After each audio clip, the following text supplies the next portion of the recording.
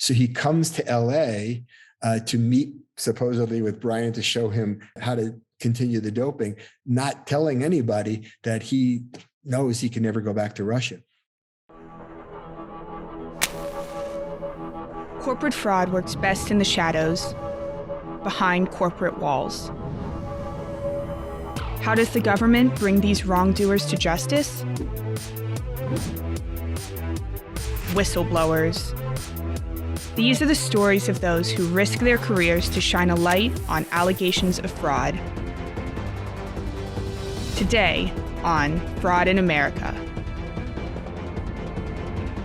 When it comes to exposing wrongdoing, storytelling might be the most effective weapon. Indeed, storytelling can inspire action, empower change, and drive reform. Today's guest, Steve Cohen, is a master storyteller who has used the power of stories to fight corporate fraud as a whistleblower attorney and to produce groundbreaking, Oscar-winning documentaries as a filmmaker. Steve filed one of the earliest whistleblower cases under the Modern False Claims Act. He prosecuted dozens of cases involving healthcare fraud and government contracting fraud that returned more than $500 million to federal and state governments. Then, in 2014, Steve decided to focus his efforts on social impact media projects. This gave birth to the Chicago Media Project, which has produced or co-produced dozens of award-winning documentaries. These films include Icarus, which won the 2018 Oscar for Best Documentary. Of note, this film chronicles the whistleblower story of Grigory Rodchenikov, the former director of Russia's National Anti-Doping Laboratory. His courageous actions exposed how Russia cheated the Olympic sporting world for decades. We cover all of this with Steve Cohen on today's episode of Fraud in America. Steve, welcome to today's show of Fraud in America. Well, thank you. I'm honored to be here. You know, it's interesting. We've had a lot of people on the show. I don't know if I know anybody as well as I know you as far as our guests. And if my notes are right, if we go back to 2001, in 2001, you started the Cohen Law Group representing whistleblowers. Why'd you decide to get involved in that area? It was an interesting transition. Before that, I had been in my first iteration as a lawyer. I was a commercial litigator. And although I loved it, I did feel sort of that, I was using all of the skills and talents and that I had accrued just to move money from one group to another group, and didn't really connect it up to the values that I went to law school for. So I started doing that QTEM law kind of as an aside to my regular practice in the law firm that I had started back then with some others. I think I filed my first case. It was like 1994, 1995.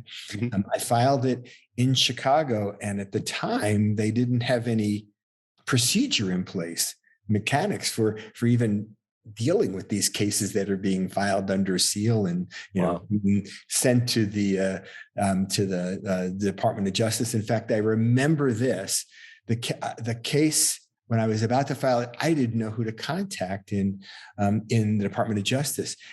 I knew this guy who was the deputy attorney general under. This is in the Clinton administration. Personally, this guy by the name of Merrick Garland. So I sent him the case and said, Merrick, can you tell me how I file this? And he said, I'll take care of it, but I don't really know. And that was actually the first case I had ever filed. And Merrick Garland helped file it for me at the Department of Justice. And little by little, I realized I enjoyed doing this a whole lot more. And it was very much more connected to the reason I went to law school in the first place than all those cases I was doing that was actually paying the bills. And so I decided to leave the practice that I was in with some others and start Cohen Law Group. Were they predominantly healthcare fraud cases during this time, or defense? Back then it was, it sort of was tracking. The reason I was able to get into it was because this was a time when the Clinton administration had declared war on healthcare fraud. I do recall that I had reached out to the one and only person I had heard about who was doing this work in this field, a guy by the name of Mark Kleinman, who ultimately became my co-counsel and dear friend, and as you know, I'm a great supporter of Taft. And he actually was the one who introduced me to sort of the rest of the community. Oh, wow. Wow. So this is such an interesting time. So this is early 2000s. Healthcare is really starting to take off as far as fraud. I always think of you with the Merck case. Can you talk a little bit about the Merck case? Yeah. So actually, after I had filed a couple of early cases in sort of in the teaching hospital area, Mark Kleinman reached out to me because he had received a notice from this drug salesman who lived in Michigan. And because I was the only person who was doing this work in the Midwest area that he knew of, he said, Steve, I think you should, talk to this guy. But the guy happened to live about 20 minutes away from where I had my weekend summer home in Michigan. So I said, well, I might as well give him a call. We met for breakfast, and he was telling me things that, at the time I just didn't think had any real traction. But we started talking, and all of a sudden he starts telling me in more detail about things that he didn't even realize should be concerns. And they were about the way that Merck was marketing the drug Lipitor and Zocor at the time. And the more he talked, the more I realized that this was a fraud of far greater magnitude than any of us had ever known. So I immediately got back home and reached out to Mark Kleinman and said, I think this is a case you and I should be looking at together. It's big. He and I did go deeper into it with the person who ultimately became the relator, Dean Steinke. And we filed it in 1999. People didn't really know where to go with it. And it had a lot of, as you know, twists and turns in it before ultimately it resulted in the settlement and recovery for the government that we had in that case. It was quite a journey. It took about 10 years. There's a really good point there, and I'll talk to our third wall here for a second, because I know we have would-be or whistleblowers or people who are thinking about becoming whistleblowers. Some very interesting points there in what Steve said. This idea or concerns that you bring to a lawyer, they may not recognize as being violations of the False Claims Act. This importance of doing what's called issue spotting that Steve did there, talking through all the allegations and saying, is there anything else there? Is there anything that is a true violation of the False Claims Act that's really actionable? So important. And the other thing that Steve highlights there is an experienced key tam or whistleblower attorneys know which U.S. attorney's office to go to. Just going to your local U.S. attorney's office may not be the right venue. So very good point there. Yeah. Steve, so this was a 10-year journey. Yeah. Why did this case take so long? I was asking myself that same question for about 9 years. I think there are a lot of reasons. The first is we filed it so early, and it was at a time when the government really was still trying to figure out what is pharmaceutical fraud. The second is sort of the resources.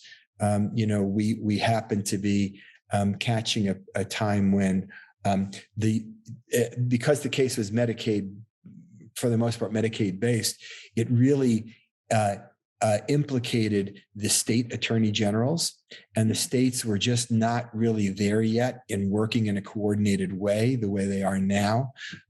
We had many attempts at sort of organizing what is now the NAMFUCU in a very coordinated way and coherent way. That was just coming together, and that created lots of problems. And then the third, part of it was herding cats. We literally had all 50 states plus the federal government involved in this case.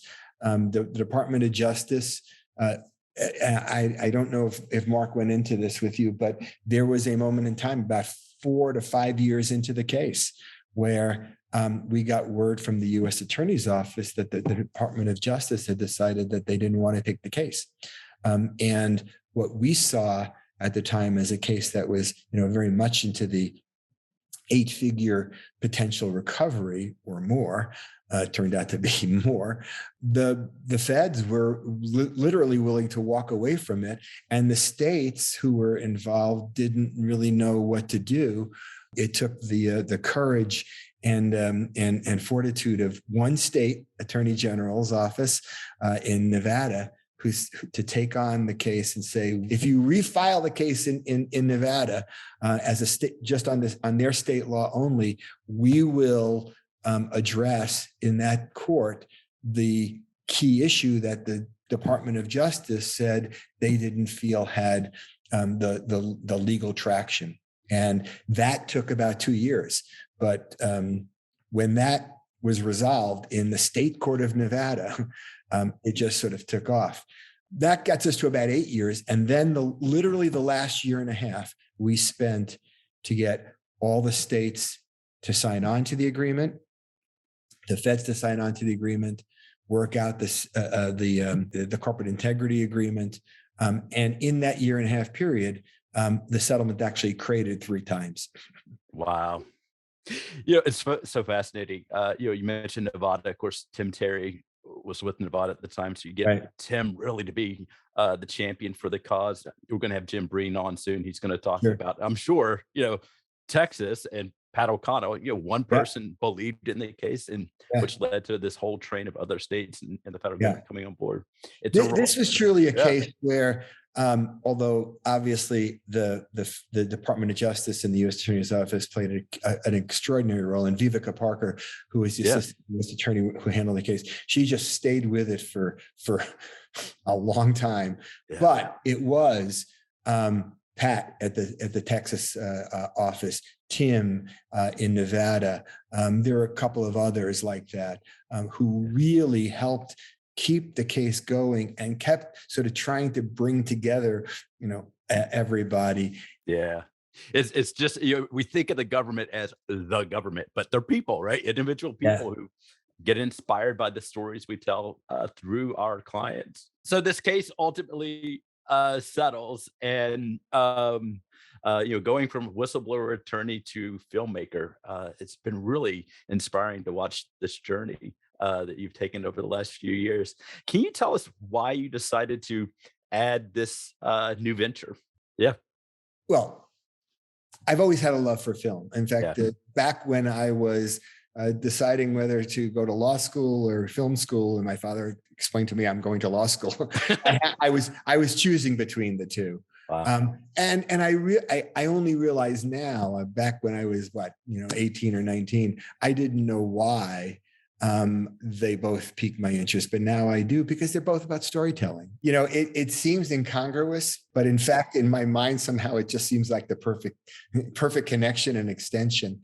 I mean, they're about telling the stories of people and of events, and to do it in a way that is compelling enough so that you can, reveal it to others who then understand, what the story is that you're telling.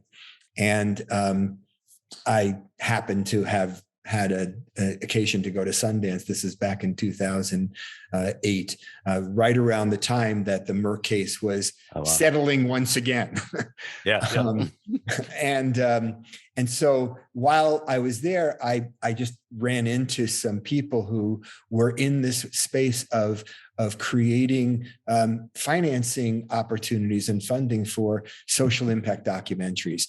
It made me realize that as great as the Forum for Law is to tell stories that make change, I had here an opportunity to produce or to be involved in films that would be doing the same thing, but even on a broader basis. And so I got involved first as just an off chance, but it soon took hold, and I really did begin to see that the film platform gave me the opportunity to even have even more sort of broader impact.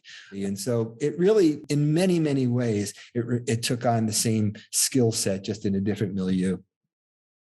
So did you start as just an as an investor, a member of this Impact Partners, or did you immediately get into starting the Chicago Media Project? How did all that play out? That's a good question. Yeah, I started out simply as an investor, but I decided to start showing these movies to friends of mine, my network of people here in Chicago, because at the time, the only place you could see a documentary was on PBS or on every once in a while HBO, the old HBO, and they were loving these movies. So I said, well, this is something we've got to sort of figure out how to keep going. And so I met this person who was running a film school in Chicago. And I pitched the idea to her of sort of doing something in Chicago that would generate interest for these kinds of movies. And she and I decided to put on this event. It was an event where we brought people together to hear the pitches of films that had works in progress. And the excitement was so great that I turned to my now partner, Paula Fraley, and said, we got to do this. It can't be a one-off. I think we got to do something about this. And that's how Chicago Media Project was born. We decided to create a nonprofit organization that would sort of be geared towards this. We like to talk about it as what happens when a lawyer and a filmmaker walk into a theater together. You start the Chicago Media Project. What we didn't know was there was this thing called Netflix that was about 3 years from taking place, and we were sort of, we were pitching it to our now members and potential members as this is a great philanthropic goal to be able to help create media that will, ignite change. Netflix also turned the idea of recoupment into a real possibility. That's a great point, Steve. This is 2014, if I'm remembering right, 2014. Yeah, this was like 2014, exactly. March of 20, we started seeing in March of 2014. Yeah. So what do you, when you're looking at, choosing now, I'm guessing now you have more selection of potential films. People are coming to you. What are you looking for when you decide which film to invest in? Yeah, that's a great question. And yes, we do have, the tides turned for us in 2016 because we backed a film that we had a great deal of confidence in called Icarus, which ultimately won the Oscar for Best Documentary in 2016. And all of a sudden, instead of us going out chasing the films that we wanted to get involved in, they were coming to us, and that has continued to change. So what we look for, first and foremost, is good storytelling. We look for a film that we feel the filmmakers know how to tell a story in the same way that you would look at, a relator from the standpoint of what do they know, what kind of access do they have, what kind of knowledge do they have that can be converted into telling the story in a compelling way. From there, we look at the budget, because it's important to know, can this film be made? Mm-hmm. And third, and this is equally important for us, we have to know that we can build an impact strategy around the movie, and we do that. So for every movie that we get involved in, and now we're doing between 10 and 15 films a year that we are investing in, producing, helping to finance, and helping to market. We look at what is the potential impact that this movie can have in the subject area that it's involved in, and how can we help generate that. So you mentioned Icarus. I'm thinking back when Brian Fogelman came and talked to you guys about this idea about, the doping regimen of Lance Armstrong, and then it took this weird turn. By the way, I assume it's still on Netflix. You should watch Icarus if you have it. Fabulous documentary. And it's very interesting to me because it became a whistleblower story, but it didn't really begin as a whistleblower story. No. Can you share with our listeners and our viewers the whole story of Icarus?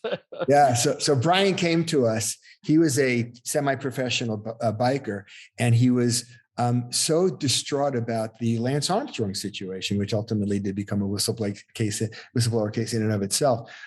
So he set out to show how easy it would be to dope yourself and conceal it from the authorities in the biking world.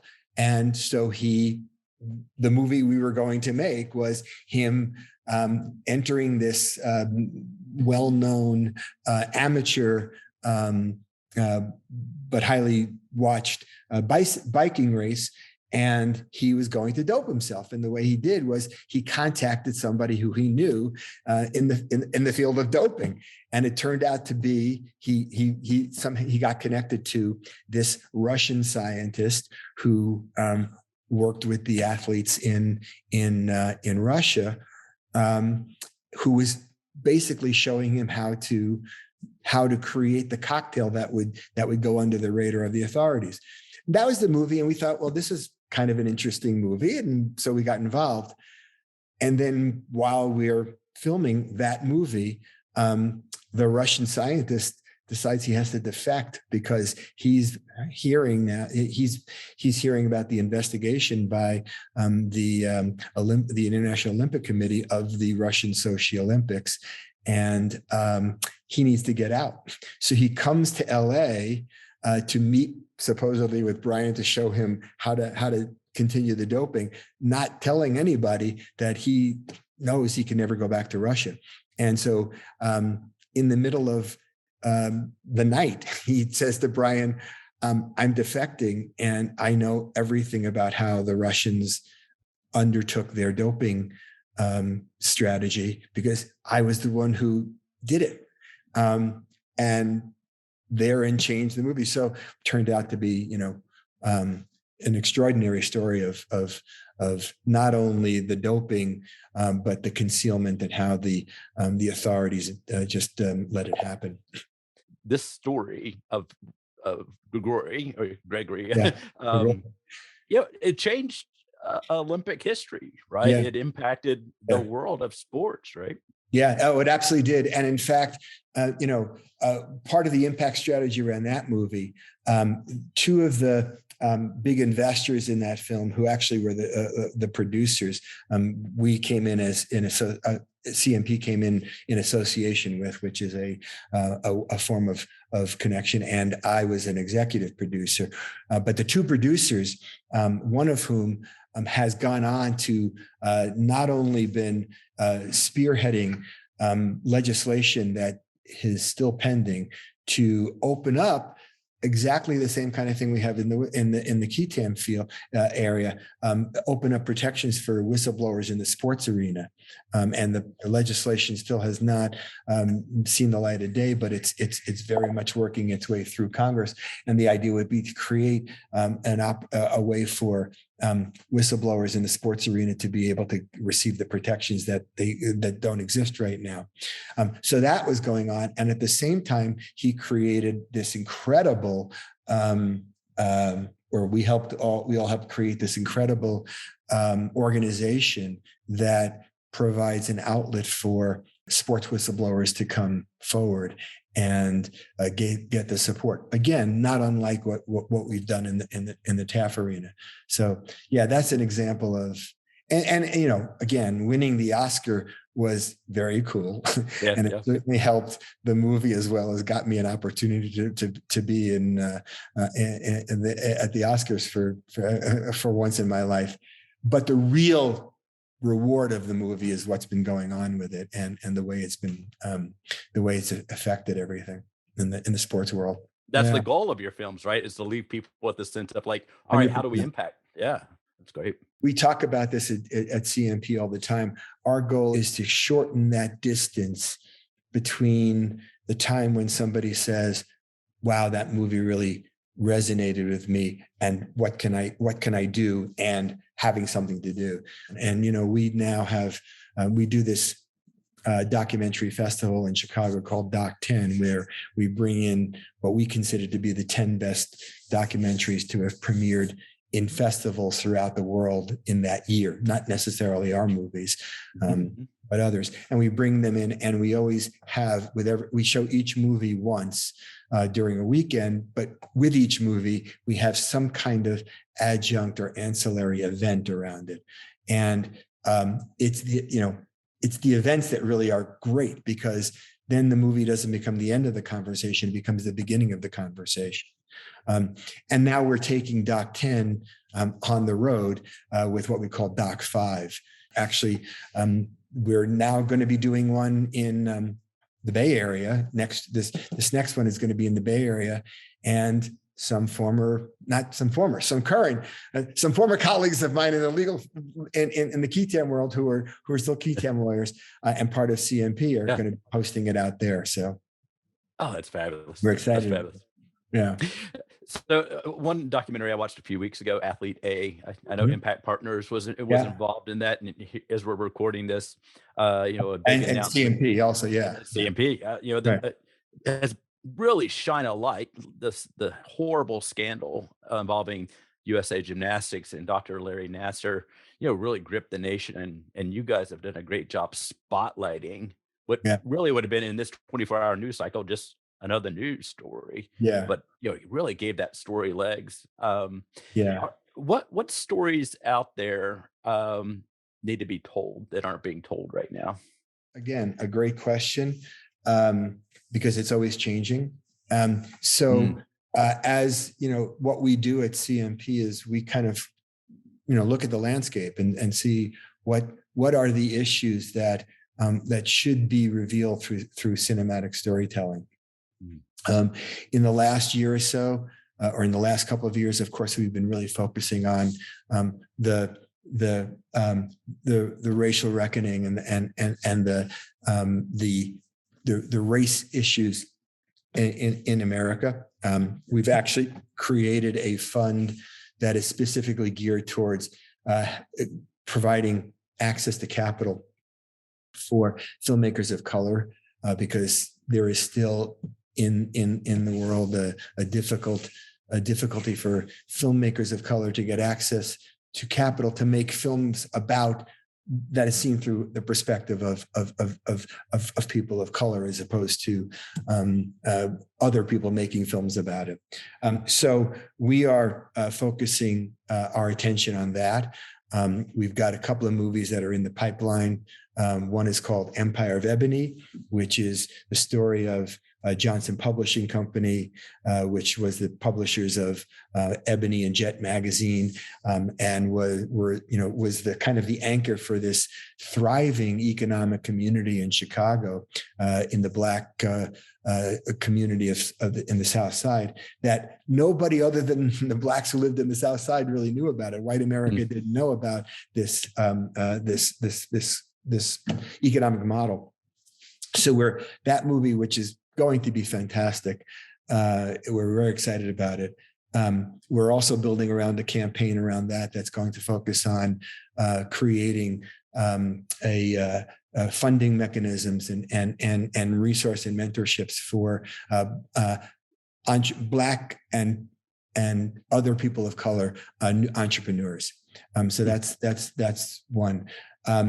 We're continuing to look at issues that really do affect the Black community, the Latino community as kind of key. But we're also now looking more and more about films that are revealing the threats to democracy that we see coming out and emerging more and more, not just in the area of voting rights or voter suppression, but also in ways that can kind of reveal how the kind of instability that we're seeing and the kind of polarization we're seeing is threatening sort of what we hold so dear. So we're looking at films and projects that we feel can exemplify that without being didactic, but are really sort of being told through the stories of people. And we've got a number of films in that way, in that area, that are in the pipeline now. Oh, that's fabulous. Wait, the last few shows we had let's see, Patrick Radden Keefe talked about his book Empire of Pain. Mhm. So talking about important stories through the lens of an author. We had recently someone who is in charge of organizing large Senate confirmation hearings and examinations and Senate and congressional investigations. Your view through film, it's really interesting. It's not just whistleblowers who file False Claims Act cases, but there's other avenues people can go to. Oh It- yeah. so in the film world, especially with Netflix taking off like it is, and HBO Max and all these other platforms that seem to be really embracing documentaries, what do you see as the future of these social impact documentaries? Yeah. So, well, I mean, this is still, we consider it to be the heyday for documentaries, because of the streaming platforms, because people don't go to see documentaries in the theaters. It's a rarity. And so having the streaming platforms, and so many of them who are looking for content and looking for this kind of content, really makes a difference for us. So we see this area of nonfiction filmmaking, both documentary feature and episodic documentary, and docuseries as continuing to grow and blossom. What it means is, for us, is that, first of all, bigger budgets, because these platforms are looking for content. They will pay more for movies than they used to, and so that means that we can use bigger budgets, which means we have more technique available to us. We can use animation, we can use recreation, we can do those things that we weren't able to do before, because the budgets can be larger, and that means we can make the movies be that much more cinematic, that much more storytelling, that much more captivating, while also revealing. It also means that we then have the availability for more money to be going into the impact strategies, because we tend to take some of our profits and put it into the impact campaigns. So there's that ecosystem is working really well. The other part of it is that it's changing the way the kinds of films that can be made. And just to kind of give you an example, I am now producing, and my film partner Paula Fraley is directing a film, the first documentary that we're making as a team, that we're actually took from development stage now, and we're doing much more development work. And it's a story about a physicist named Joseph Weber, who back in the 60s had decided that he was going to prove Einstein's theory that gravitational waves exist in the universe, despite the fact that everybody thought it couldn't. And the story sort of tracks his incredible story of going out to prove the existence of gravitational waves, doing it, and then having the scientific community turn on him because they could not replicate his experiments. And ultimately he died without ever getting the recognition or even the acknowledgement that he had done it. But 15 years after he died, through one of the largest government funding programs for this area of physics, $350 million later, there was a project called LIGO, which ultimately the team behind LIGO did prove the existence of the gravitational waves, won the Nobel Prize for it, and it has transformed the physics and our understanding of space-time. It sounds like a science doc, but the way we've been able to make this movie, it not only talks about his story of the discovery of gravitational waves, but it's going to go into this idea of being the pioneer, stepping into the unknown, being the kind of person who takes on the work of challenging, the ideas of what can be, and moving beyond, and even though, and the plight of the pioneer. And we're making the movie in such a way that we know this is going to be a film that will be seen on a much broader kind of platform than 3 or 4 years ago, where it would be relegated to a science-based platform. But this is a film that now, because of the way we've been able to make it, you'll hopefully see on a Netflix or a Amazon or you name it, Apple, whatever. And that's a big difference for us, because now you get the much broader base. So we're excited about it. We're excited about what's going to come out of it. Steve, earlier you mentioned the congruence of going from whistleblower attorney to filmmaker. And I want to acknowledge you for what I see as a very, very powerful through line. It's the whistleblower I always view as the lone candle in a dark room. And as whistleblower attorneys, we shine a spotlight on that candle to illuminate. You're doing the same thing now, right? You're spotlighting what would otherwise be a small story that may not be recognized, and really bringing to light a real powerful story for people. Yeah, I think that really did come out of what I was doing when I was a key tam lawyer full time, and I'm officially not anymore. It's taking somebody's story and who otherwise wouldn't have the voice or the way, and giving a platform for it to be heard, for that story to be told. I stand on the shoulders of giants. I'm all I'm able to do is have the resources to be able to exploit the field for those people who are the real heroes and the real subjects. And that's really very, very rewarding. And so, yeah, it really is why I do it. Steve, I'm mindful that you have an appointment with a 7-year-old grandson, which I can't help but think of, as a father. What is the legacy that you hope to leave on this world? That's a real good question. For me, it really is. If I can be an example for others to sort of say, screw the odds,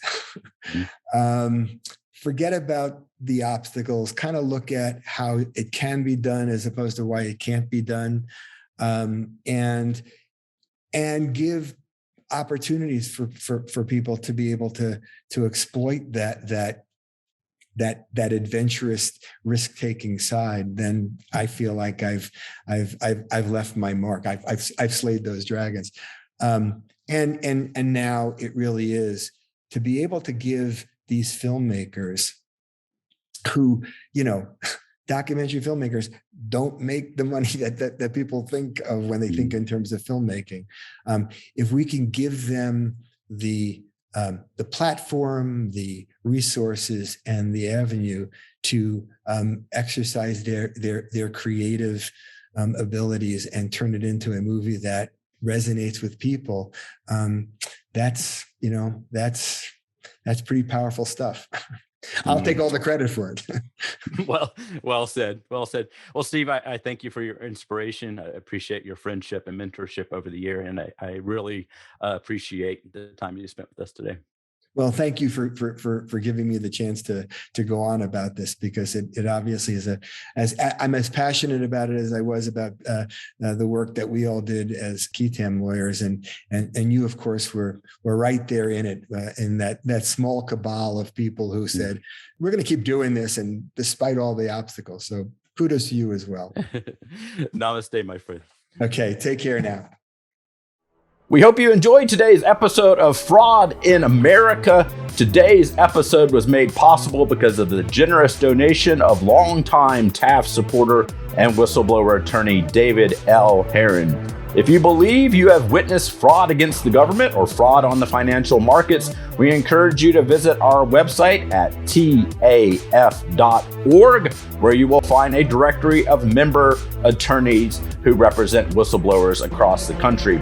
On our website, you will also find additional information about our nation's various whistleblower laws and programs, and a way to donate to our organization as we step forward in spreading information about whistleblower programs. This episode was edited and produced by Rachel Brooks, and our theme song is by Connor Chaos. A big thank you to our TAF staff and researchers, of James King, Emma Bass, Jackie DeMar, Kate Scanlon, Max Boldman.